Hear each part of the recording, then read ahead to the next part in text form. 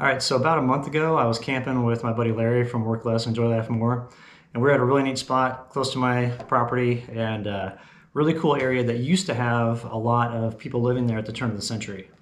There were about 2,000 people total that were living in this area, and then they all ended up moving to another town nearby. Probably about 1920 is when that happened. And up until that point, though, that was a really active area, and there's an old cemetery out there. There's lots of old homesteads. Some of them are still being used today. Some of the families stuck around. There's probably, I would say, let's see, one, two, there's like 5 big homesteads still out there. I mean, and they're massive homesteads because there's creeks and stuff down this area. So anyway, there was a place where I pulled off, and I had seen this before. It's like this old corral, and I don't know the age of it, but I would assume it's probably from back in the day, turn of the century. It looks pretty old. And so I was just standing there filming it because I think that sort of stuff is cool. And I got done filming it, and I'd gotten off my e-bike, so I was like walking around and stuff like that. And I went up to the fence, and right as I went up to the fence, and I put my hands, as soon as my hands touched the barbed wire on the fence, I heard a voice from behind me. And it wasn't from like far behind, it was right behind me. And it just said, hello, like real fast like that and real loud. And I jumped about 10 feet in the air. And I was totally freaked out. I thought, I like literally it was like right behind me. You know, you can tell when someone's, further away or close. It was literally right here behind me. And it was like as loud as could be in my ears. And all the hair on my body just stood up immediately. I turned around and I was like expecting to see someone or something, and there was nothing there. And it was perfectly dead silent. There was no wind. It was hunting season, so I thought, well, maybe there's a hunter around. So I kept on calling out, hey, who's here? Who's there? Nothing at all. And it was weird because you know how like the vernacular of people when people are talking, you can see like, oh, that person's, from like New York, or that person's from the South, or that person's from the 1800s or whatever. Because, like the little bit, like it sounds like old timey talk, like the way that they would pronounce words. Like it wasn't like a typical hello, it was a hello. Like, and it had like a little bit of a twang at the end. So to me, it like almost instantly reminded me of like, oh, like old school miners or old school ranchers, like the way that they would talk. It didn't sound like just a normal city person talking. So it was wild. I don't know what it was, but it definitely was something. And it had it wasn't like an unsettling energy over there, but there was a different energy to that spot. And so I'm going to go back there probably, I'd say when I get done winter camping, and see if I can maybe get some stuff on audio, because I've got an audio recorder. Just leave an audio recorder sitting out there like overnight and see what sort of noises I can pick up. So I'll keep you all informed with that. It definitely was something that spooked me. It was unexpected, and I was just like, I literally jumped like about 5 feet in the air. Like, I'm not kidding. It said hello, and I just like immediately and I hit the fence because I jumped into the fence and stuff. So it really freaked me out. So anyway, that's what happened. I wanted to share it with you all. So let's get into the video.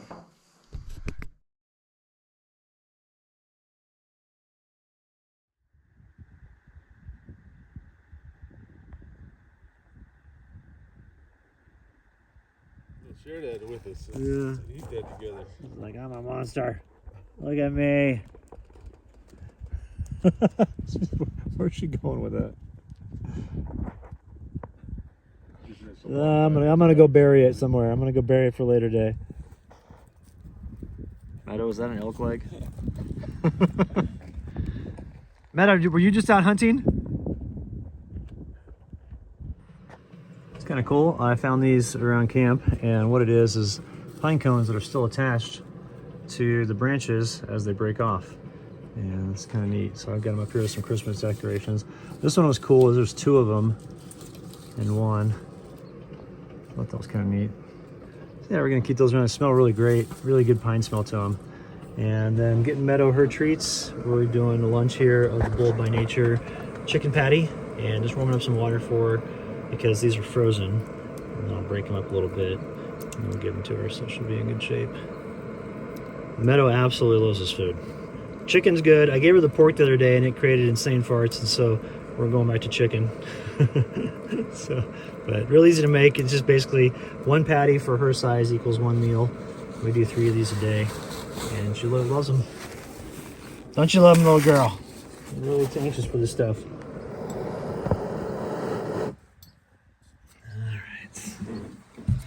Pick it up a little bit more for you, sweetie. All right. Get you over here, sweetie. There you go.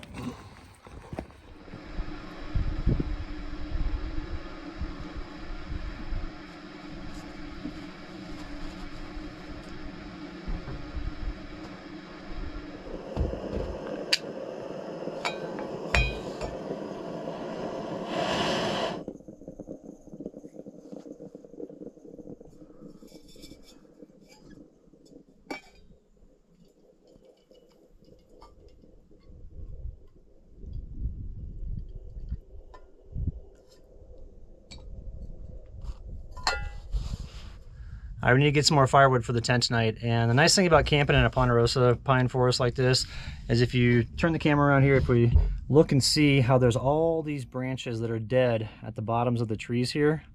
You see that? And I can easily get those with the chainsaw that I have. I got the electric chainsaw, got the Ryobi right there. And those are actually burn pretty good. Pine, generally speaking, doesn't burn very good in a stove. I mean, it burns good, but it burns fast. And the thing I like about those is those are dead, even though they've been dead for a while in the trees. What happens is if the angle of the branch is like this, all the sap will drain out of the top part. And the top part will be kind of like rotted wood and not that great to burn because it'll be real dry. But the part that goes up against or that connects with the trunk of the tree, that always has fat wood in it. And fat wood, for those that don't know, is just a high concentration of sap that dries in the tree after it dies, or after that section dies. And so even though the tree's alive, you know, they've got all this great dead, seasoned fat wood that's on these trees, that burns forever in a stove because all it is just this mass concentration of pine that's been dried out. And it makes like a kind of almost like a petrified wood kind of look to it. So when I get it, you know, I'll show you. But that's one thing I found about being out here is, you know, if you run out of your wood, because I can't bring a whole bed full of wood with me because my bed was full of gear. But I could bring enough for a couple days, and then after that you can supplement it with that wood. And it smells great too, and it burns real hot. And it's not going to get that cold tonight. It's only supposed to get down to like 25, and so that's easy to deal with. 25 is like Fahrenheit is like 5 or 6 Fahrenheit, or 5 or 6 Celsius. So I think, no, it's not. It's -3 Celsius. Yeah, I'll have to look that up.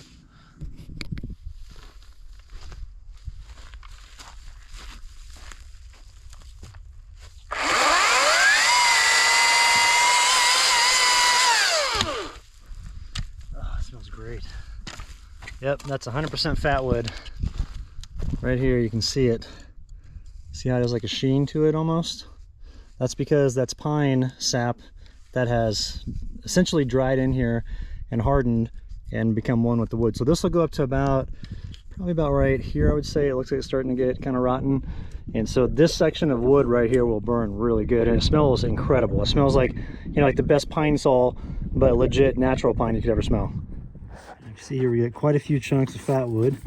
The fat wood is wood that was attached to the tree, so this was like a branch that all the sap when this branch died settled in the junction where it meets up with the tree trunk.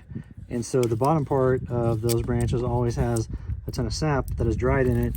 Makes the wood super dense, also really flammable, and makes for a great air freshener. So you can shave this off. You like flake off a piece and it's really easy to shave it down, and you can put it in your windshield like this as an air freshener, which is what I do. The sun hits it, and then it activates all the pine sap in here, and you got like a real pine smell. Sorry about that, I hit the wrong button. But you got a real genuine pine smell once the sun starts to warm this up a little bit. And then you just cover it back up because it does kind of dry out fast once you flake it like this. Cover it back up like that, and then you can use it the next time you're in your truck. But I'm gonna go ahead and take this over to Larry because this is gonna be really good for his wood stove. And what it'll allow him to do is when he gets to camp, he can put these into his Cubic Mini, and see how thick those are with sap and everything. He can put those into his Cubic Mini, and they burn for a long time, and they burn really hot. And they stay lit, so you can keep the air dampener on real low and just have like a constant heat going for like 3 or 4 hours with those. So, got it all packed up here. We're gonna take it over before he rolls, and let him have these. What's doing there, sweetie? You all tuckered out? You wanna come over here? Good girl, Meadow.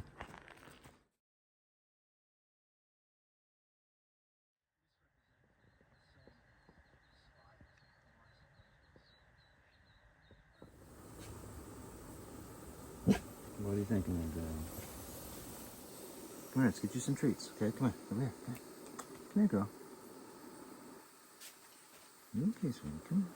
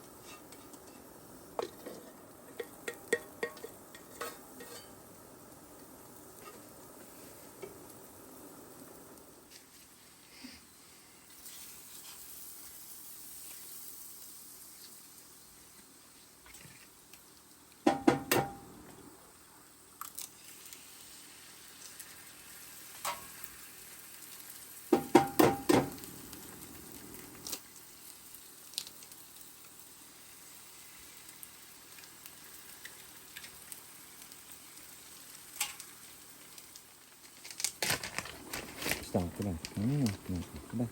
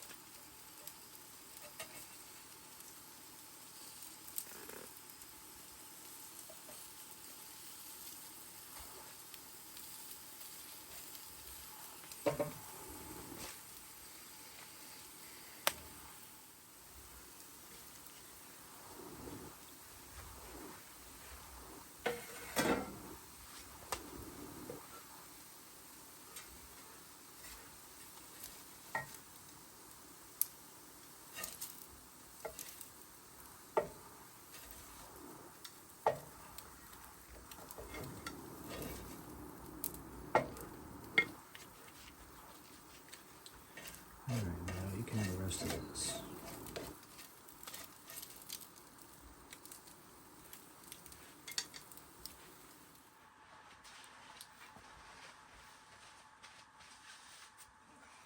Let's come outside, please.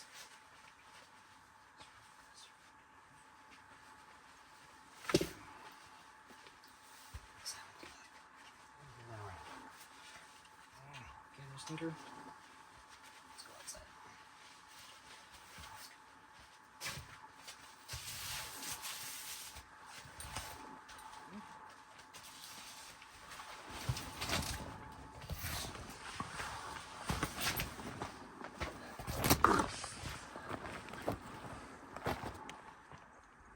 What are you thinking there, girl? Seeing any of your favorite squirrels to go chase after? All right, nice breakfast, a nice start to the morning here. It's been real quiet. It's the weekend before Christmas, so there's not anybody out. So pretty much non-existent when it comes to anybody being out here with road noise or traffic or anything like that. We are off the road a little bit, so it's kind of a nice spot. And this big meadow out here is just excellent for elk activity. So we're gonna try to get some of that on film before we leave tomorrow. I've just noticed every time we walk through here, fresh droppings of elk, or fresh elk droppings everywhere. And I heard them bugling the other night as well. So unfortunately I didn't get that audio on film. Would have been awesome to do that. So today the goal is get a little bit more of the tent cleaned up. The exterior is pretty much done, but I've got to do the interior of it. So if you look on the exterior here, all the mud stains are gone from it. I do have some mud stains on the interior though. You can kind of see a little bit through. Well, I can't really see on the backside there. This was all covered with mud on the outside, but that tent material, that Wicknax or whatever it's called, Windnax, that's really good at getting stuff cleaned up. So we also have like a solar proofing and a waterproofing to do on it as well. Because once we get to Colorado and by January, we're gonna start getting into some snow. And I look forward to it. It's gonna be fun. So really glad the Bighorn is holding up. I was kind of concerned I wouldn't be able to rehab this thing, but it's really performing well. All right, time to get everything cleaned up around here. They are the official spokespeople for the park, and they use that power to slap down any point of view that doesn't agree with theirs.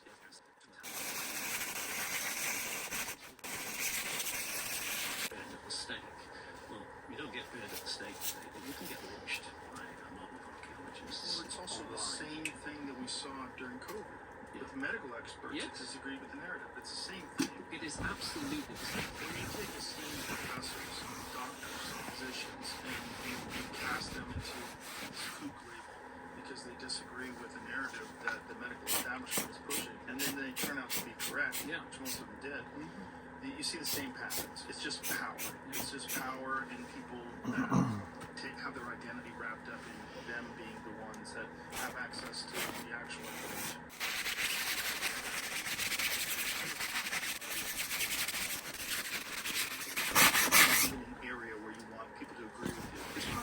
Research to say we archaeologists know, and we must discredit in any way we can anybody who has anything opposite. Yeah, so check this out. I'm putting the treatment on here. You let it sit for a couple minutes, and you can scrub it out with a little scrubber there. And then you take a rag and wipe it down, and I'm getting results like this right here. Like all this. This was all covered just like this with all this dirt and mud and everything like that. And it's really turning out pretty good. So we're just going to continue cranking on this and hopefully get as much out as we can and return this tent to its former glory. Because if you look around, I mean, there's stains everywhere, mainly in this area where the open spot is, because the last time I packed this up, it was really muddy and mud got on a good portion of the tent on this side. Over there, it's not bad. You can see how it looks pretty good. Tent walls, there's a little bit to clean up, nothing major. A little bit on the vestibule, and it'll be good. But mainly this back area. And this is where I kind of hang out at the most, so want to get it cleaned up so it doesn't look super ghetto in here. So we're doing like this half wall right here, and then it uses a lot of water, so we'll probably stop after this because we're low on water right now. We still have one more day to be here, and then we'll just continue cleaning this when we're on the road and just get it all dialed in so it looks like this stuff right here. So really pleased with how this is coming together. What is it made out of? Schist, which is a hard stone. That's crazy that that's made out of stone. Like, how did Cut out of one piece of stone. How did you do that? And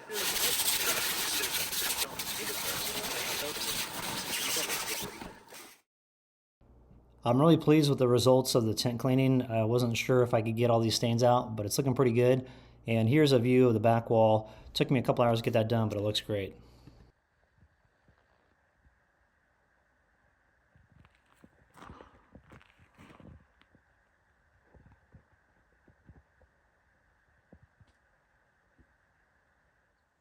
Meadow's desire to hunt and chase things is part of the Belgian Malinois breed, which is what she's a Belgian Malinois Shepherd mix, and it's interesting to see how those instincts are just so ingrained in her, because we'll be on a run with the e-bike and just cranking along, and she'll see a squirrel like off in the distance, and boom, she's over beelining it there, like, you know, as fast as can be.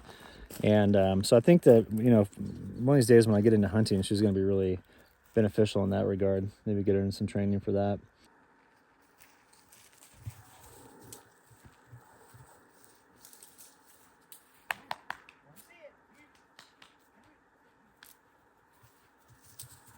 All right, come here, sweetie. Let me get you. Throw it again. Here.